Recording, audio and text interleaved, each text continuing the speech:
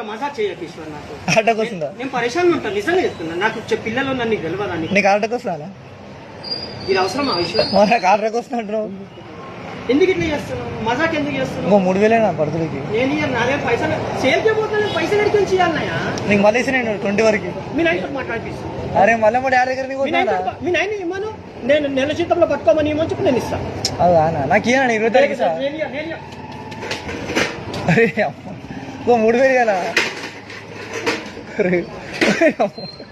ఒక 3000 ఇస్తా నీకు.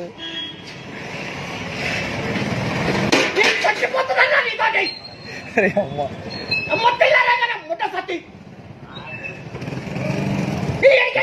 నిన్న 100 రూపాయలు తీసుకుని ఫస్ట్ 100 రూపాయలు ఇయ్యి మరి. 3000 నీకు ఇస్తాను. నేను 20 తారీఖు ఇస్తా 2 గంటలు.